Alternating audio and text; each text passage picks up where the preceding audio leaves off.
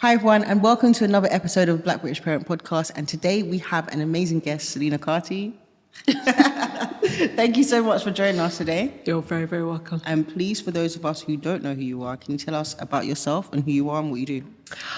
My name's Selena Carty. I am currently the cultural genealogist to Marcus Garvey's family. So I'm doing research behind Marcus Messiah Garvey II and Amy Euphemia Jakes Garvey's records for their son, Dr. Julius Garvey. Gosh. I am also a cultural and ancestral genealogist historian. I founded Black Poppy Rose in 2010 to commemorate the African, Black, West Indian, Pacific Island, and indigenous nations' contributions to wars, revolutions, and rebellions since the 16th century. And I'm a mother of two. Beautiful. I love that, the mother of two part as well. Do you know what? I always invite my guests to introduce themselves because I don't want to miss out anything, and you will know more better than most exactly what you're doing, and that's phenomenal. Thank you so much for the work you're doing for our community and globally, like here, abroad, just everything. It means so much. Thank you. A little icebreaker, not that we need it, but for the sake of conversation, what is your favorite film of all time? This one always gets people ticking. Of all time, you know. If not of all time, at least your favorite, most watched. Revolver. Yeah? Guy Ritchie's Revolver. Yeah. What about it? Because it's all about the mind, and it's all about, you know, knowing where the enemy is, knowing who the enemy is, what the enemy is, and it's looking at a world within worlds. So everybody is going through that kind of same fight, and just looking at how Jason Statham's character goes through. So he feels he's done a wrong, but he doesn't acknowledge the wrongs that he has done, which has created, you know, this kind of knock-on effect, and just looking at how he has to purge, because he's told he's got an illness and it's his blood, but we don't realize the toxicities within the vibrations. It may not necessarily just be the blood. And I like the psychological impact on how change through going through kind of adversities, fighting against yourself, and looking at others as kind of that bouncing kind of wall to be able to kind of get yourself to where you can get yourself to, or need to get yourself to, and just knowing that support is there every step of the way, even though you can't see it. Yeah. So when the man gives him the card, you know, go down the stairs, not that, you know, there's always signs, and I really resonate with Revolver. Thank you for that. I thank you for that. As you're speaking, it's coming back to me because I've watched that film a couple of times. I need to go back and watch it again still. Yeah. Thank you. Yeah. Yeah, but it's true what you're saying. Just like thinking about, I have to go and watch that back again. So, what kind of inspired you? I know you previously been on a previous episode, but this is in person. So, what kind of inspired you to do the work that you do in terms of genealogy and with the Black Poppy Rose aspects of things? So there are two inspirations. The first is that I was born here, and I didn't know much about my family. I didn't know much about what we classify to be Black history, or to be able to connect, and I didn't want that for my children. Yeah. So I wanted to look at the family tree, my family tree, so that when I did have children, I'd be able to explain to them where we came from, these people, you know, everything that we can see in other people's history books or other books that we learn from. But I wanted my children to have that, because I didn't. And I thought that that'd be one thing that maybe they would grow and be more empowered earlier than I was. And the second is that when I got into my late 20s, I started learning world history. And there was a course that I went on, and the first session was Who Am I, What Am I? And it looked at science, it looked at history, it looked at heritage. And I didn't understand any of that because, you know, when we went to school, science was just for science, and whatever it was, nothing was about me. It was learning externally. But then when I started learning about Hitler's grandmother, and I was starting to learn about, you know, these men of war and things like that, and learning about, you know, Hitler and his regime and his mandate and why we look at him in the way that we do. I started to look behind him. So who were his parents? Who were his grandparents? And I thought, how could I know more about Hitler's grandmother than I know about my own grandmother? So it wasn't enough to just know her name. Where was she coming from? What was happening at the times? Why was she the way that she was? Why did she treat my mother the way that she did? And trying to make sense of my own self through trying to make sense of somebody else. So that led to looking at the family tree in a more broader sense, and not just mum, dad, grandma, granddad, great-grandma, looking at, you know, my aunts and uncles, my grandma's brothers and sisters, and seeing the offshoots and then their families and everything that becomes an offshoot. And then when they tell you about, you know, your slaves or your ancestors come from Africa and all the rest of it, you start to understand the offshoots. Because Yeah. without it, I didn't understand these offshoots. So that's what led me to start doing Black Poppy Rose. Thank you. So last year, you was able to be part of the team, or was it just you directly bringing back Marcus Garvey's death certificate? I was like, what did Yeah, she when know we- that when I we get did? into What it, did she yeah, know yeah. that I did? So there's two of us. Yeah. So myself and my business partner, Latoya Williams. She's a genealogist in Jamaica. We met Dr. Julius Garvey early last year. I think it was early last year, maybe the year before. And he was impressed by the work that we do and how we go about doing the work. So he asked me to work on his mother's family tree for him. Gosh. So as I was doing that and getting the records and looking through a lot of the material that's already available as well as is not, I asked him, have you ever seen your dad's death certificate? He said, no. I said, I'll get that for you. And it's only through doing what I have been doing that even was allowed me to even ask him that question. I never thought I'd ever meet Marcus Garvey's son. I never thought I'd ever do anything to do with Marcus Garvey in this kind of way. So he got in touch with you? Yeah. Found you? Okay, go on. Well, I found him. Well, it's Okay. a two-way thing. We found each other, but Fair we enough. found each other at Liberty Hall in Jamaica. So I found him in Jamaica. He was there. I was there. And because I always try and connect with Liberty Yeah. Hall, so I donate books and look at what they need to be able to try and support initiatives so that we can get access to research and resources. He was doing an event there, and I was able to get to the tail end of the event and be able to meet him. And then as we met, he was interested in the work I was doing. I was able to spend the next day with him and his team. And then that's it. And it's all history per se. Thank you. Well, yeah, important part of history. So, and it's a significant part of history. What does this symbolize for you, and why is it important for the Black community globally? So Marcus Garvey died 84 years ago. I'm 42. So my whole life is half of the time that Marcus Garvey has been with the ancestors for. I couldn't have known that this was outstanding, because we look at the works. There's a lot of work that's gone. That they would have, And there's a lot of assumptions, especially when it comes to our history. And I think this is why we have the Shaker Anta Diop, the Chancellor Williams, the Ben Jockinans, and the Robin Walkers, and the continuation of historians, kind of unearthing things from the past that even though there are many books out there, there isn't. You can't overlook, you can't underlook, you can't undercook history. And being able to get his death certificate and hand it over to the family, that's a completion for Marcus Garvey's family. So they have his birth records, his baptism records. I've also now got marriage records for Amy, Jakes Garvey, and Marcus Garvey, which the family also didn't have. And with Marcus Garvey's family tree, now the family has a complete set of documents from his birth certificate, his baptism records. We've now got the marriage certificate for his mother and father, so for Marcus Garvey and Amy Jakes Garvey, which they didn't have before. So we have that. That's hot off the press. And now that's new news. That's It's new very news. Okay. So it's not in any documentation, not in any books, not in anywhere. This is the official document, and the family have never had it. Gosh. And then, and now we have the death certificate. And the significance about the death certificate is that the world has always known that Marcus Garvey died of a stroke. So he had 2 strokes in 1940. But what it actually says on the death certificate is that his registered cause of death is cardiac failure due to hypertension. The family were unaware of this. And Dr. Julius Garvey became a cardiac and thoracic surgeon. So his role, his education took him down the same road to be able to look after people who died of cardiac issues. And his father died of cardiac failure due to hypertension. Didn't even know. And I gave him this death certificate when he was 90 years old. Gosh. And so imagine a whole life. And now you're getting new information about your father, who is, so important to the entire world. And there are many people who don't even know why Marcus Garvey is important to them. But when they see red, black, and green, they feel empowered.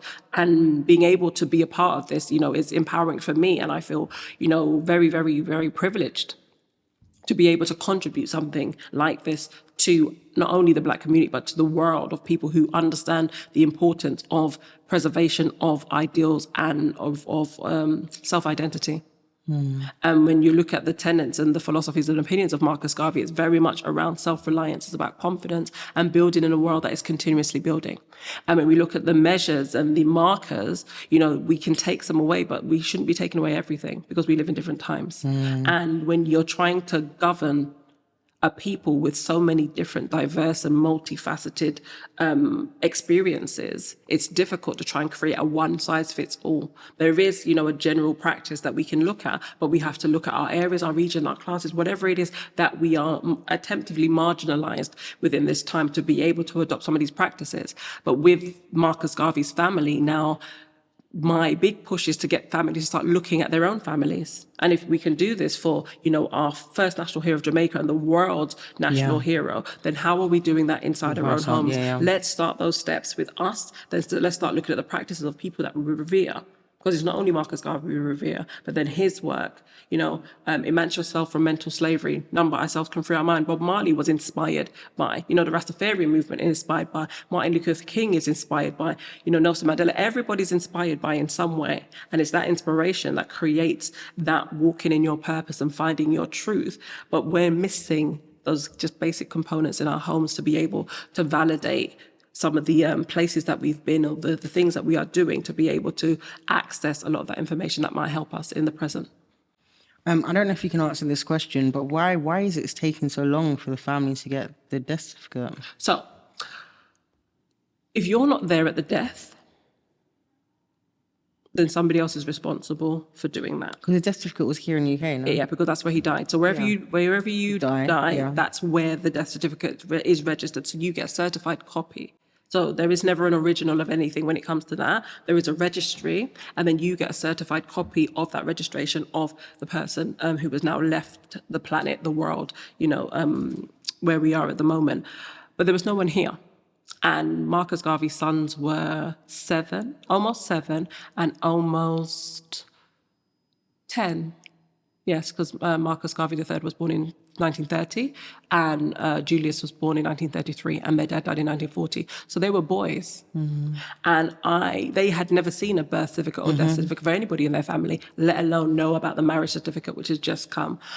So it wouldn't have been regular practice to think, oh, where is this document? Do we need it? Yeah. The world had already decided he died of a stroke because those whose voices were strongest had said that. So that's what was purported. And then as they got older, they didn't come back to this country. And if they did, it wouldn't have been to say, oh, let me look for this missing piece of, our family legacy, because they didn't have a birth certificate for their dad either. They didn't have a marriage certificate for, there was never any, they didn't have any for their grandparents. So it wasn't common practice, just like in many of our families, it's not common practice. So we know we have a birth certificate and we know we need that to be able to get a passport or a bank account or to be able to do other things. But certificates aren't really important in families unless somebody has taught you to do that. And during that time period, it was also, Second World War. So 1940, nothing could be done because of the war and other politics until after 1945. By the time, who's remembering that? Who's remembering that there's just a death certificate outstanding? His body was put into the lower catacombs in St. Mary's Catholic Cemetery.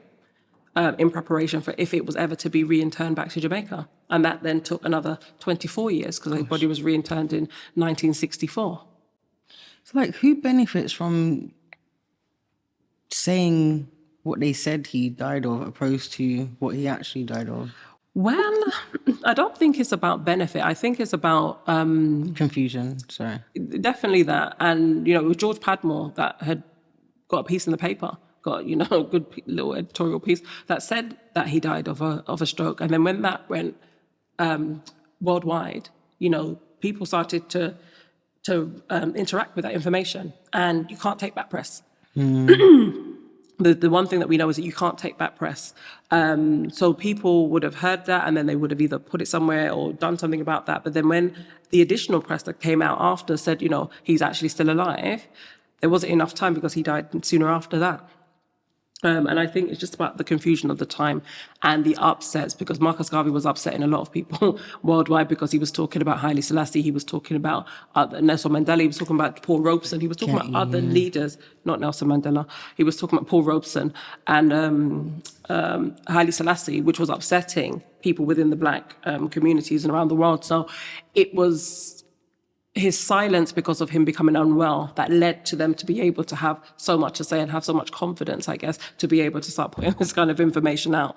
But since that information was out, there hasn't been any work that we have been able to see on the same scale that talks about his actual cause of death, and to be able to bring this kind of documentation forward. That's interesting. So I get what you're saying, because the point where they say he died, they were just quick to let everyone know he's dead, even if it's not true the cause of death. That's crazy. Yeah. Gosh. Okay. I hope I'm saying it the right way, but yeah. Okay. So Garvey's teachings heavily emphasize on unity and self-reliance, as you just mentioned. How do you think this gesture of bringing back his death certificate can help reignite his visions in the context of today's struggles? Not his death certificate, but just obviously resurfacing Marcus Garvey and his cause, because everyone talks about Marcus Garvey to some degree, even like you said, even if they don't know too much about him, but this brings him back again into like our peripheral, into our visions of his legacy. So how does this reignite his vision in the context of today's struggles? In today's environment, we're dealing a lot with mental health. Yes. We're dealing a lot with stress, and we're dealing a lot with depression. Yeah. We're also dealing with a lot of struggles as parents, being able to do our roles as parents, as well as serve our communities, as well as provide for our families and provide for ourselves, and trying to find that balance. And I think with the death certificate,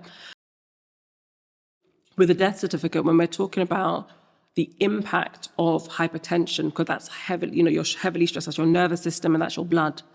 And when we're also looking at, like the movie Supercell, we're looking at people being aware of sickle cell anemia in Black communities. We're looking at hemoglobin C, we're looking at thalassemia, just looking at different ailments that are impacting our communities, looking at Marcus Garvey's death certificate and the circumstances behind, what was going on with him. He's a father of, he's 10 years a father. He was deported from the Americas in 1927. He's tried to establish a political party in Jamaica. He left Jamaica because he felt it wasn't progressive enough for him, and came back to England, to the epicenter, to restart again. His family was unwell. His son was significantly unwell, which led his mother, Amy, to take the children back to Jamaica so he could get son and the proper care that she felt he needed, because the environment of what they were living in this country wasn't satisfactory. He was unwell, but But by bringing the death certificate forward and talking about this, I'm hoping will allow us to start looking at how we are living. What are the conditions we are faced with? What are the practices that we're putting in for that element of self-care, to be able to create those environments for that longevity, for the work that we have decided that is our purpose and that we're going to go and do forever, in perpetuity. But just looking at how that evolves, because I think we miss evolution when we're going on the journey, because we think that things may have to be one way. And with Marcus Garvey, without people in particular roles, the movement of the UNIA wouldn't have been able to grow, because it's not just one man that makes a movement. It's the people that believe or are behind that man, with their flaws, with their confusion, with their education, with their own ideas and own allegiance. And we see that through the movements of the UNIA and through the mobilizations of people worldwide, why we can even hear about up to 4 million members.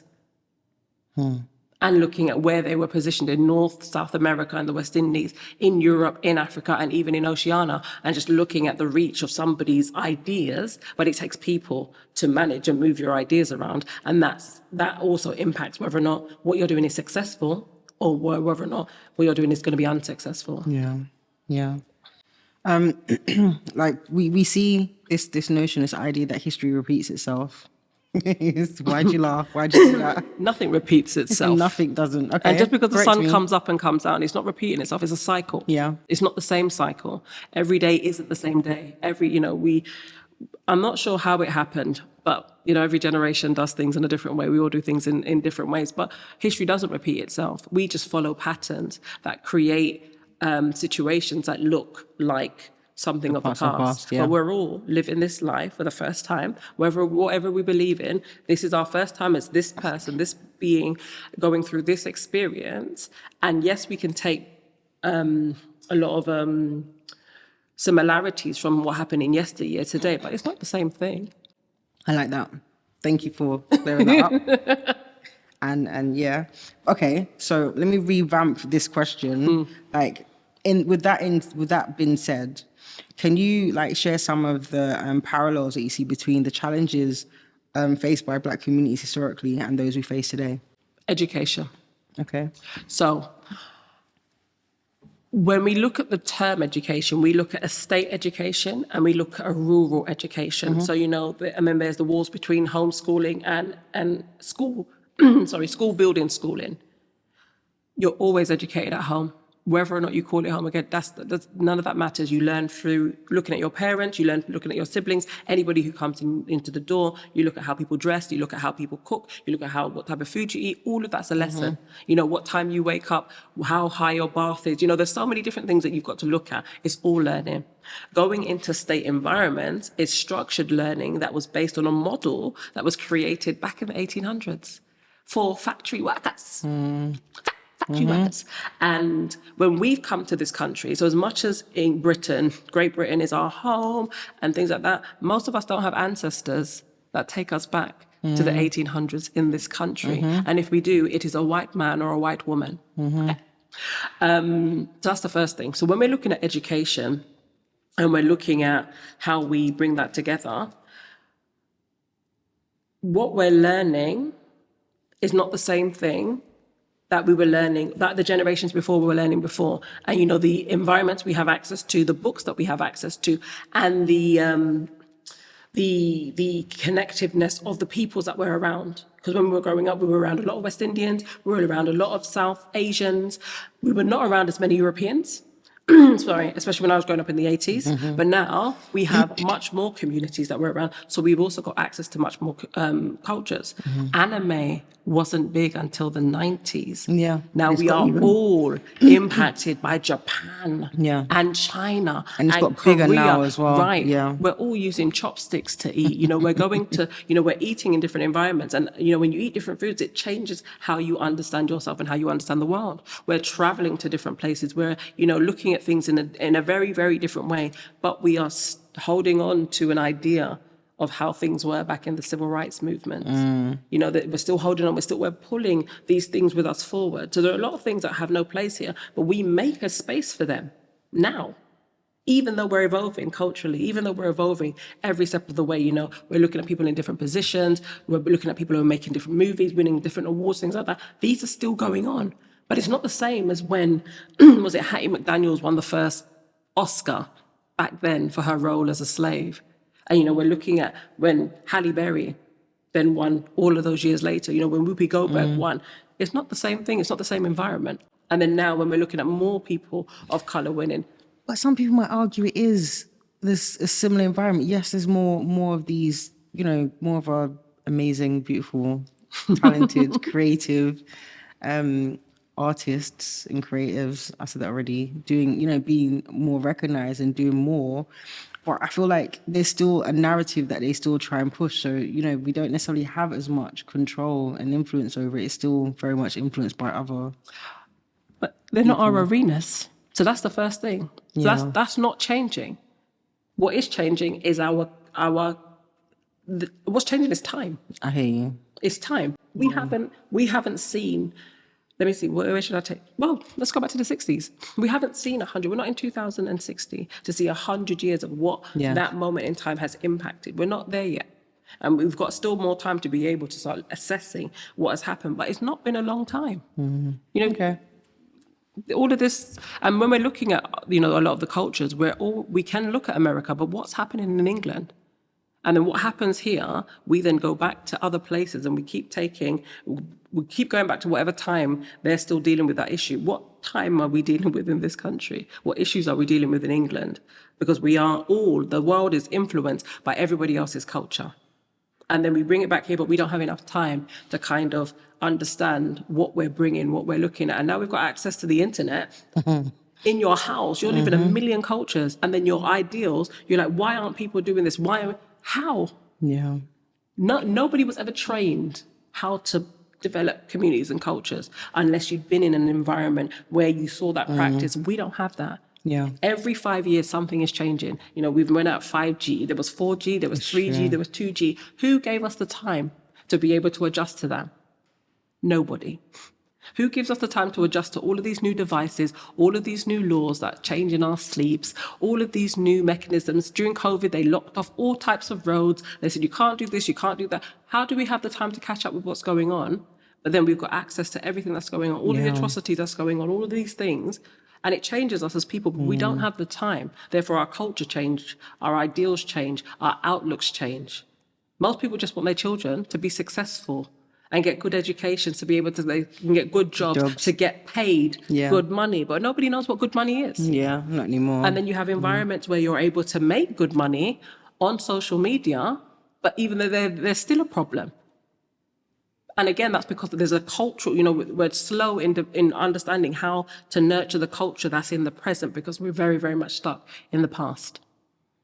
And we carry it with us because we're not there, but we keep pulling it with us. And I'm not saying that it's not important, because my earrings are Sankofa, right? So it means to look back, but you're walking forward as you're looking back. But the idea is take what you need to be able to support your feet that are still carrying you forward, because you're not looking ahead, so you've got to rely on your feet and your spirit to guide you in the right direction.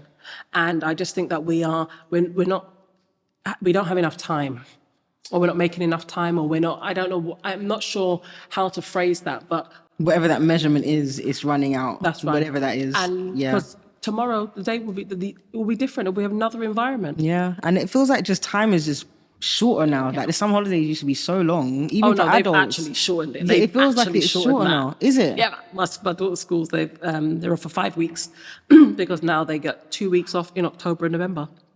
So they are shortening it. Yeah. But things are changing. But it takes for people to be visible. And this is why I'm talking about, nothing's repeating itself. It's just consistency. Yeah. And it's showing up and it's showing out. And it's understanding that who you want to be, because it's not who you think you are, it's who you want to be, has to show up each day. And if you're tired, take a seat. Take a rest. Because we have to. Yeah. Because it's not going to stop you from showing up.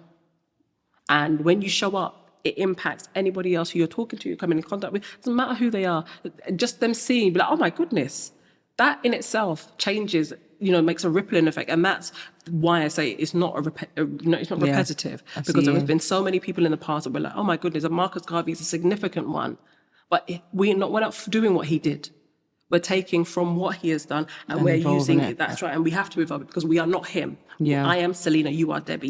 You are doing Black British Parent, I'm doing Black Poppy Rose. We are taking initiatives from others who have created initiatives in the past. It's not the same.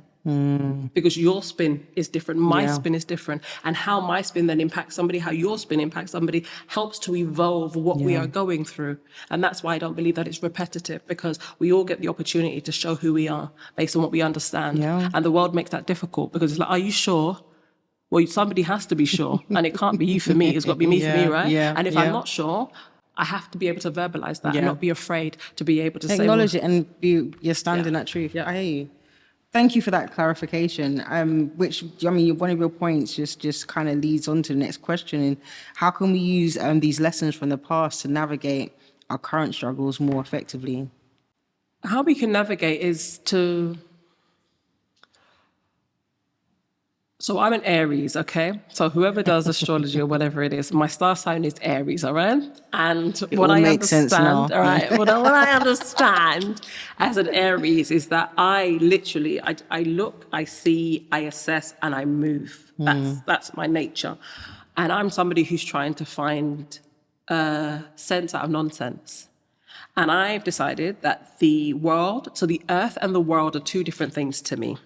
Planet Earth provides us with the trees and the rivers and the mountains that man cannot create. Okay, so we can replenish. We can build new waterways, things like that. But we did not make the water. We did not make the seeds for the trees. Yes, we've got all of this bio engineering going on, but I'm going back to the basics. We don't make the sky, things like that. That's the earth. The world is what's created on the earth, and there are several worlds that are very untruthful. History shows us that, and so does waking up every day when we see certain things. And I think that when we start to look at what is truthful from our perspective and our lenses, will allow us the fortitude to be able to make choices that we feel are right for us in our environment. My job is not to change everybody. My job is to change and evolve me. And through changing and evolving me, I hope that that changes and allows others to see how they can change and evolve themselves. So I started Black Poppy Rose because I felt that I didn't know enough about my own grandmother, my own self, my own lineage. So I went and did something about that. Through doing something about that, that's led me to do the work that I am doing, that has led to Marcus Garvey's death certificate now being available for the world to be able to see and understand. That's how that's how I understand it. So I'm unable to make any demands of anybody to look at things from that perspective, because there's a lot of trauma that we are holding on to, that we are really trapped behind. And to start healing means that you have to start looking at where you are coming from. Many people aren't ready. Many people are ready, and they don't feel that they have to support many. And there's a lot of layers behind what we need to go through. And I think that as an individual, when you start to look at yourself, the things that you need will come to you. And that's why Revolver is, one of my all-time favorite films, because when I look at it, there's always something. There's either a word or, chess is significant in that film, because there's always a move that needs to be made or needs to be played. Doesn't matter how many games are being played. Of course. And there's a consequence each move as well. There's a consequence, exactly. And sometimes we misunderstand consequence for negative, where consequences are they are just a part of life. They're a part of the journey, and nothing happens before its time. Nothing's going to miss you. You may miss it, but it's not going to miss you, because if it's for you, it will come for you. It will find you. One thing on this journey I know is that whatever I need, as long as I put myself out there, it finds itself to me. Or as long as I've done something that allows for something to come back to me, then I definitely believe that is key. I've witnessed, experienced it for myself, and I've witnessed experience in your presence too. Yeah. And that's facts, straight 100% facts. Hey family, we hope you're enjoying the show. If you want to stay up to date with all things Black British Parent, we've got the perfect way for you to do just that. Join our mailing list and be the first to know about new episodes, exciting news, and upcoming events. It's super easy to sign up. Just head over to our website and into your email. Don't miss out on the latest from Black British Parent. Join our community today. Now, back to the show. What does working together globally as a community look like to you? And why is it important today? What does working with Black communities globally look like to me? I believe in kinfolk. So I'm not working with everyone. Let's be very clear, because that's the reality. Because not everybody has the same understanding. They're not on the same wavelength. They're not at the same place. And it's not because I'm better. It's because I understand what works for me. I understand how to navigate the arena that I'm in. And the things that I do comes at a very high level.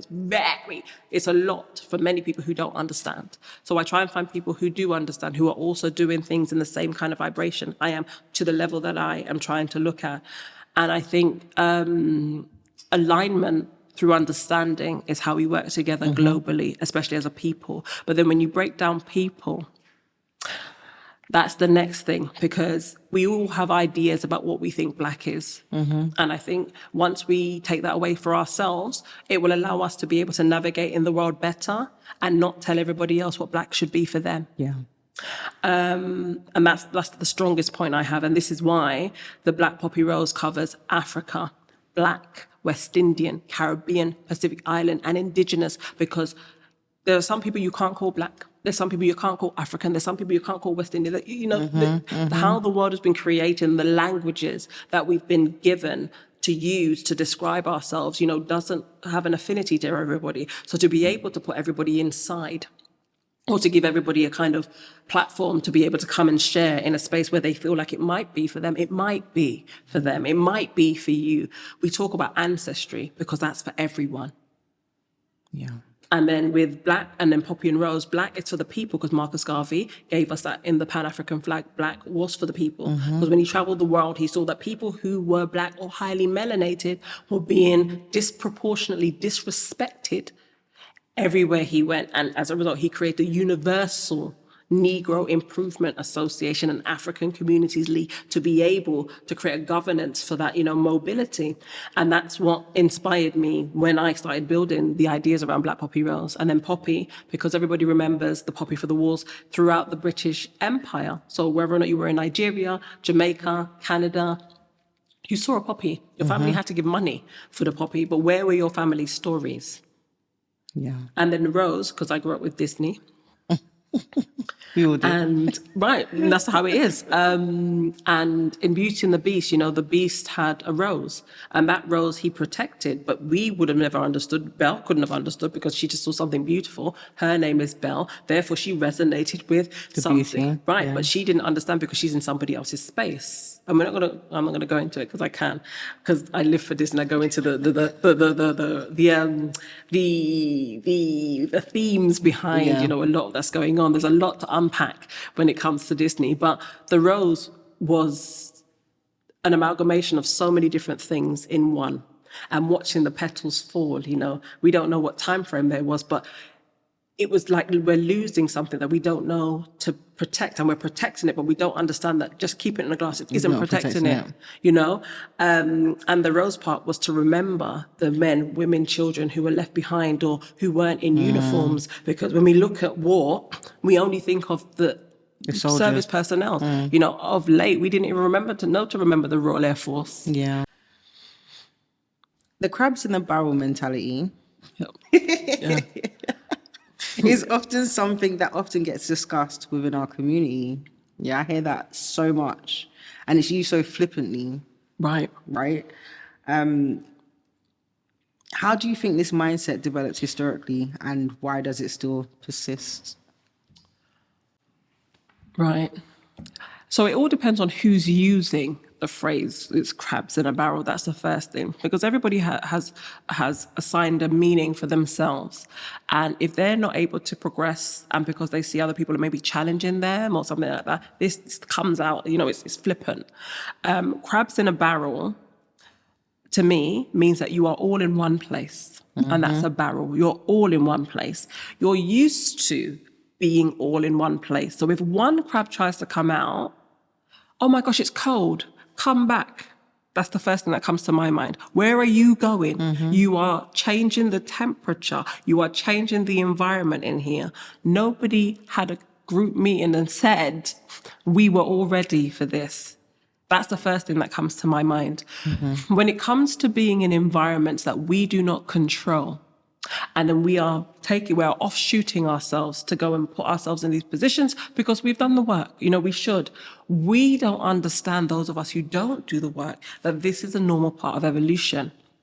So when we flippantly use this crabs in a barrel, this is coming from the past. And again, this is what I'm saying. We're bringing things to the future, to the present, that we don't understand why it had its place in that time. That makes it even so more prominent, what you said before. Go on. And when it comes to the world, and again, this is why I say the difference between the earth and the world, the worlds that we are all a part of, we don't understand the laws, we don't understand the politics, we don't understand the stratosphere of the educational steps that everybody has to go through. We don't understand the developments in the home, whether or not people think they lived in poverty, whether or not people think they lived in whatever kind of class, whether or not they could eat, whether or not they couldn't eat, and the changes that we're making. When people start to move away, because that's just nature's intentions, we still have people who have pocketed ideas that say, you're trying to hold me back. Actually, somebody might be trying to protect you. But again, it's all circumstances that we're looking at that we may not quite understand. Somebody may have already been in a position that they think they were in, like you. But we're all in our positions uniquely. What didn't work for you might work for me. But you will try and protect me. And then we say crabs in a barrel. But because you've got that experience, and because you haven't had to go into extra detail and give me all of the information, all of the rundown of what's happened, you automatically think, oh my goodness, this happened to me. Let me try and stop her. Or you might be bad mind. So actually, this was for me. And all the work that I did in secret, I haven't yet be ready to unleash. I need to take her away from that. But as I said before, nobody can't take you from nothing that's for you.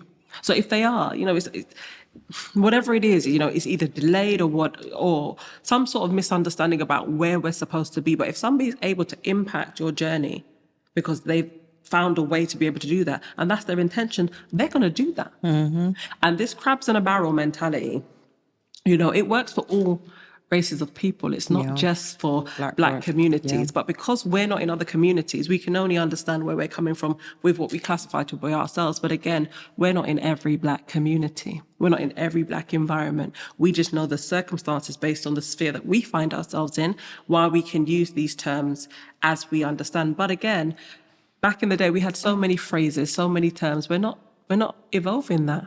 So we're using what we think we understand of the past and not evolving what we need for the time. So if we do understand crabs in a barrel to be other people who look like you, who may not identify like you, but look like you because you've decided that they are black from your understanding, and they're trying to withhold you from having access to something, and you term that's crabs in a barrel, we have to now think about what that actually means and what term that needs in our modern day now, because it isn't crabs in a barrel. It's something actually much more than that. That's deep. Just for crabs in a barrel. No, seriously, because I've always only ever seen it as something negative, like preventing other people from progressing forward. You can't prevent anybody from progressing anywhere. And that's, of course, but that there's that thing associated with it. But I never looked at it in terms of sometimes that person's trying to not hold you back, but keep you in a place safe. Because it's hindering. Yeah, there's hindering, yes, but there's also the aspect of it which I never thought about before, is keeping you safe from a situation that they could foresee. Because remember, when we were growing up, your parents would shout at you, yell at you when they saw you running towards the road, and they don't believe that you've taken the lesson in that you're going to stop at the road, yo, and you stop, and then they cuss you because they didn't think that you had understood the teachings. Well, I was stopping anyway, but they don't believe you. Don't go to this area because this might happen, and it's all... Or don't work in that field because that might happen, or don't work with that person because or don't ask for a promotion because you don't want to be seen to be too eager, or don't take a higher salary. There's so many things that we have conditioned ourselves and generations before, and this is, again, the things that we're bringing forward from yesteryear without understanding why they were there in the first place. And again, it goes back to why I started, because learning about Hitler's grandmother and how he treated his mother, her children, and the environments that they were in started to give me an idea about why my generations had made certain choices, and then why other people's were making certain choices, and why we know about those choices more than we know about the choices that were made within our own environments. I find it interesting though when people use that mentality or have that mentality with each other when we're all trying to progress our community, and they want to be the ones to be doing it opposed to someone else. So that mentality. And this doesn't even talk about, gatekeepers and the gatekeeping that goes on within every community. Yes, of course. And I'm not making a point that it only happens within our community. Let me just state that, but for the sake of conversation. But this is our community. This is a community that we are a part of. Yeah. Yeah, it's unfortunate. So what are some of the practical steps we can take as individuals and as a community to break free from this mentality and uplift one another instead of hindering each other? So, in some aspects, we have to let go. We all have to let go. We didn't create the world that we live in. We didn't create the system of having birth certificates. We didn't create the systems of, our NHS. We didn't create the buses. All the investments that we've made with our energy, with our ancestral blood and our ancestral labor and our ancestral knowledge and our ancestral compassion, that's ancestral. And unless you're learning your ancestry to be able to make that understanding for yourself, you're always going to be looking outside of yourself and always trying to create a community outside of yourself. It starts with self. And when everybody's talking about, self-worth, self-love, self-care, self, you're taking care of the self to be able to be of benefit to your wider community. It's not just about you. And it never is, because what you're doing is always to be of service. We are all of service. Every single one of us is designed to be of service. Every single living thing is designed to be of service. The river is designed to be of service. Trees are designed to be of service. So how, as humans, are we now separate from that earth responsibility, And it's looking at the connections between the earth and the worlds that are created on the earth. And if we allow ourselves to be able to look at what we classify to be state education, Okay. And lived education, because, we get more educated to then educate those who aren't educated about how to live life. But those who live life have more education about how to live life than those who are learning the text knowledge of how to live life. And this is how it's been for a very, very long time. And all of these innovations that we're going through are designed to make sure we have more time. But we're saying we still don't have more time. But all of these innovations, the kitchen, for instance, the oven, Dishwasher, microwave. was designed for us to have more time. The blow dryer designed for us to have more time. So how is it now we still don't have enough time? Now we have iPhones. We have, we don't have to carry Walkmans or any of these things. Or books. Or carry, right. It's all here. Yeah. But we still don't have enough time to do our hairs. We don't have enough time how do we still not have enough time when all of these innovations are supposed to help us to be able to have more time? So that's the first thing. It's literally letting go of what your ideals are about a life that impacts others. What life are you looking for yourself? Because when I look at the generation before me, so my mum was born in the 60s, my mum didn't think about what she needed for when she got to 60 when she was younger. What kind of help would she need? Was she able to look at her mother to be able to see what examples were made? No. Could she prepare us for that? No. So as I'm now 42, I'm looking at what's going to happen in my next 20 years that I can't know is going to happen, but how am I aligning myself, with my kinfolk and my community, and those are part of the wider communities, to be able to be in a position that I can keep sharing and understanding and learning and contributing to the world that I live in. It's not just about Black. It's not just about any of that. It's about the worlds that we live in and how our influences are respected and have a significant place, because we have decided and we have created those environments, not continuously asking or begging or all of these things that, exist in all kinds of spheres. But we've all got different talents and we've all got different things that we can bring.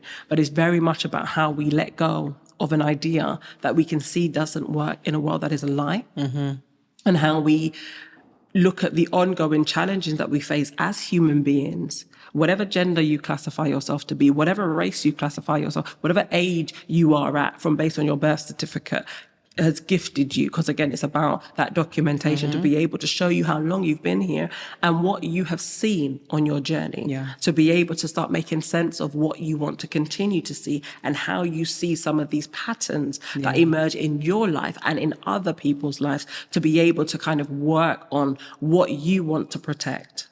Because by protecting one thing, somebody protects one thing, we're all protecting something. And I'm hoping when we go back into the barrel, then we're all protecting that one thing. So when we're together, we aren't worried about who's being pulled down, because somebody's being pulled down to go to that next, because that's where they need it. So if we're choosing to be in the barrel, let's work out what we need in the barrel. But if not, let's take off that band around and let's open that barrel up. And let people come and go as they please. And let people come and go. Go and get the knowledge and bring it back to the barrel. But the thing is, it's once you've left, there is no place for you back in there. Yeah. And this is what a lot of people get, what's the word? You don't quite fit in the barrel no more. Right. You've outgrown it a little bit. When you learn something, you are unable to unlearn it. Yeah. But then you're unable to de-evolve. Is that the word? De-evolve? Unevolve? Whatever the word is. But was that? Regress. Thank you. Regress. So we're unable to regress. But stagnation can sometimes look like regression. Yeah. Because when you're forced to have all of this knowledge, have all of this experience and just stay here, that then impacts every individual. Yeah. And when we're in communities that have structures that rely on external influence, because I think that's what it is. The community that we want to put ourselves in, we're unable to kind of grow it in a way that makes sense with us in it, because there are so many external factors that need to be factored in. True. That's what you just made me think, because for real, like, the reality is that we're in our Black community. Some of us evolve whatever we consider to be that Black community for whatever reason. We move forward into whatever that's evolving into, but that we don't necessarily fit there either sometimes. Although we can't go back to there. So you're just It's kind of like being a Black Brit, isn't it? Like a Caribbean Black Brit, like Or an African Black Brit, or an or a North African Brit. American Yeah, Black yeah, Brit, or an yeah. Oceania Black Brit, or an Indian To Black go back Brit, you know? home to where your family come from, you don't quite fit there. And you don't quite fit here. here. And then just thinking about that on a wider scale, when you then have children, you create children that don't fit further. Yeah. And then you're trying to show them a life or a world that you don't even know and understand for yourself. And that's why I mean, just let go. Yeah. Look at your environment. Look at where you say you're coming from. How have you nurtured your doorstep? Yeah. Do you sweep the front of your house? Don't try and make sure somebody else's yard is clean until you sweep the front of your house. Yes. Where are you getting your broom from? Did you make it yourself? Did you go, where are you getting it from? Are you buying it in a town abroad? Are you buying it on Amazon? Or are you buying it locally? Yeah. You know, let it go. Look at what you need to nurture so that what you nurture can nurture you back in return. True. And then through that, it then creates that building of community. Because nobody's taught us, especially in Britain, how to be a community. We've just said, you know, this is community, this is what it should look like. We use a lot of historical examples to say, well, this is what Black people should do, this is what we should be about. But that's not everybody's rhetoric, that's not everybody's understanding. And it was a different time as well. And it was a different time. Thank you for that. How can we make sure that our children, our younger generation, is engaged with history, our history, and a way that motivates them, to be more engaged, more involved, and take action? We have to start saving money. We have to start saving money and investing in creators who are creating the visuals, the comic books, the cartoons, those online, you know, mini movies to engage our children, because everything is online now. Everything is online, and as the world is moving toward artificial intelligence, we also have to have an arena in there. So we have to invest in the creators who are moving with the times. We may not be, because we don't have the capacity, but we need to start saving our money to invest in those who are. Because just like we talked about anime, you know, Pokemon is probably as old as I am. Yeah. No, that's a lie. It's maybe 10 years. Maybe I was 10. It was in the 90s. I wasn't agreeing with that, but I was agreeing with the concept. It was in the that we grew up 90s. with, It was in the 90s. it. So Yeah, we yeah. grew up, you know, I remember Saturday morning when Pokemon came on, when Ash was late. And I imagine Ash was late to go and get a Pokemon. There were no Pokemons when Ash went to the service center or whatever it was. But there was an unruly, what we classified as an untamable Pokemon. So Ash would have thought, and we all would have thought he missed his chance, but actually he overslept or whatever it was, because that was his Pokemon there ready waiting for him. Yeah. It was there ready, and That the was for things him. that it was for him, and what he needed wasn't what everybody else needed. Yeah. Because when you turn up, you get what you are supposed to get when Yeah. you turn up. But that was about 32 years ago? Yeah. Maybe, you know, you celebrated an anniversary the other day, but my point is, we've had anime for 3 decades. Yeah, on the television that we could have access to. Yeah, but it's older than that, right? But we, you know, Black communities, we've had it for 3 decades. And it's a significant part of all of our lives. And when it comes to a culture dominating all cultures, this is something Europeans have had on lock for a very long time. And then Asia has now come and has this on lock. As Black communities, what do we have on lock that allow our children to keep having access to these histories that we say are important, but we don't understand how to value them and validate them in our day-to-day lives? It's not just about, oh, go and read a book, oh, go and do this, go and take that. It's not that. And then when Marvel created Black Panther, people who hear Black Panther hear about the Black Panther Party of the 60s. But do they hear about the Black Panthers, the 761st Black Tank Battalion, who served in World War II, who were liberating the peoples in Europe? Everything has a connection. And, you know, it's people out there doing the work. But again, we need to save our money. And we need to invest in creators, in the artists, in the movie makers, in the script writers, in the people who are creating. Because, you know, that's where we get excited and energized. We go to the cinema and we watch Black Panther. We buy the merchandise. Yeah. We do all of those things. But that's somebody else's creation. And because they've already established that industry, all we can do is invest into that industry. And we keep investing. And then we'll have one character here, one character there. Yeah. How are we invested into the characters that we need, that we say we need, that are consistent?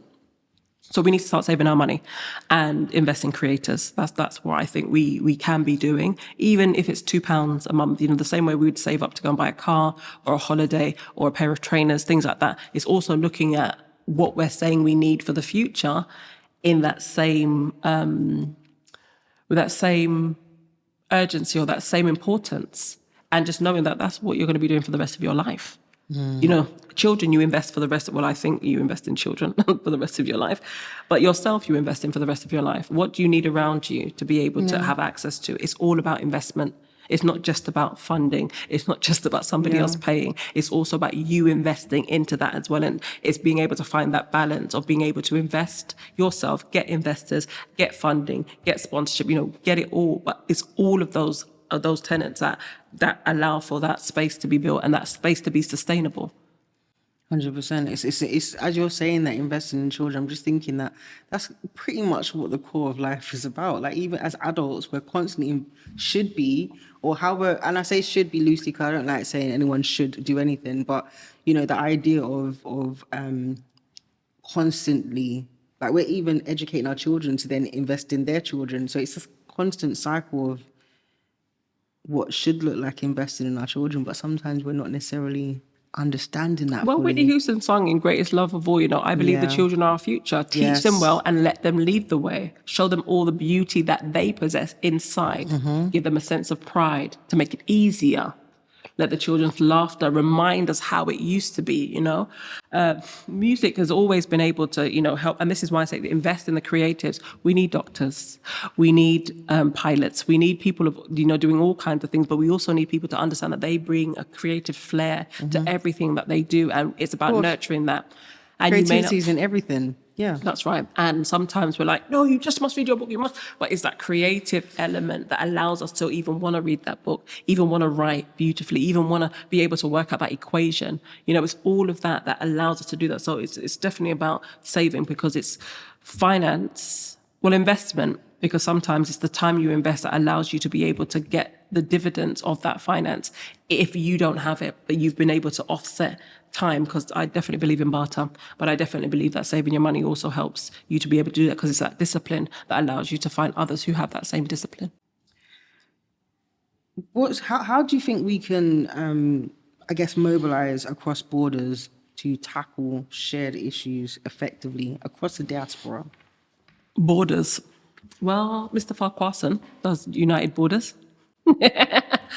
So we can work with him, because the idea around United Borders is about uniting our young people through their interests, you know. But when we talk about borders, it's like, are we talking about Lambeth-Southwark border? Are we talking about Ghana, Togo border? You know, what borders are we talking about when we talk about borders, or when we think about borders? And when we do think about those borders, in each constituency or in each location, they have different governances, different cultures, different ideas. And try and learn about your full house. So like I said, I'm from a portion of Brixton. I don't know all portions of Brixton. It should be my duty to go and learn about that before I go over to Southwark or before I go over somewhere else. Learn your space, learn your yard, learn your area. And by doing that, you're then open. And I think it's the openness about the continued learning about what you thought you knew and what you want to know, and being able to use your own environment as that foundation will allow you to then be able to say, oh, let me come back, because that doesn't work right now. Let me come back. Let me rework this in my area. Let me see. Because again, taking your ideas, and especially, you know, like if you went to the continent, taking your British education, Afrocentric ideas and going back to the continent, depending on what country you're going to, depends on what type of people you're going to come in contact with. They don't have your education or your cultural upbringing. They're not eating or drinking or seeing or accessing all the things. So when you've got your ideas, like, oh my goodness, this will be better for you. Why is it better for you? Because who told you that we needed you to come and tell us it was better for us? How does that make sense? Do you understand what has happened here? Do you understand what we go through here? So when you're coming with your ideas about change, what changes do you think are needed here? How much time have you spent here to be able to bring your experience, to be able to actually see and understand and ascertain what might be needed here, and who you can work with who is already here doing that or pushing for that? I think it's definitely about understand your own yard. It's interesting that you say it like that, though, because imagine, like you said, where in spaces like where we're at now in the UK, the fact that we can't do it here, and whatever resources we have collectively or individually, might be able to do a bit more in a space where it might be a little bit easier, or our money can stretch more out there than here. It's Do you get what I challenging. mean? It's challenging here, but again, we don't give ourselves enough time because we have an idea and we think, just because we have an idea, that idea. It's time. So if we don't believe we can make changes, then we've defeated ourselves. And I don't think that we can, because I don't think we've had enough time to really understand that as things keep changing, we may have a model that worked yesterday. That model is changing today because there are so many components that keep moving that makes your idea redundant the day after. And that's just probably by 2 marks. And it's that active engagement of being involved and being able to know how to take the rest and to be able to see what is in front of you that you can see, because we all have different lenses.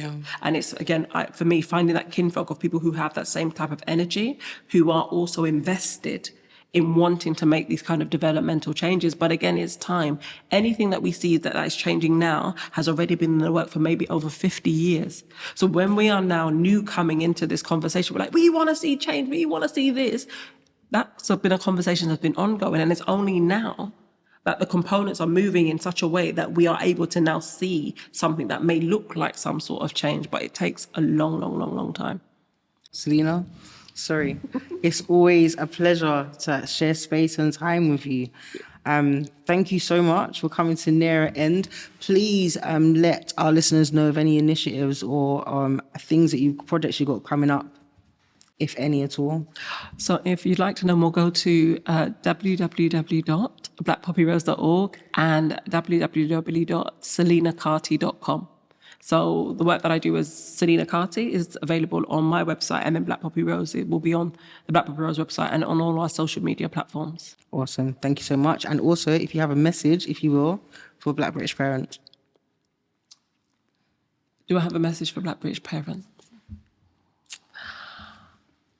It's important to understand the Britishness and the roles and responsibility as a parent to be able to share a platform and a forum with others who have very different thoughts and feelings, and that we can come together to learn from each other and be inspired by one another, because the Blackness and the Britishness is ever evolving, and at no one time are we the same Black British parent. And I am grateful that we have this platform to be able to share together, so that our cultural commonalities, we can bring them together, because that's what connects us. It doesn't matter whether or not you're coming from anywhere in the world. The understanding of being a British subject, citizen, or, descendant, being here and being a parent, mother, father, responsible for children and their understandings of who they are in life.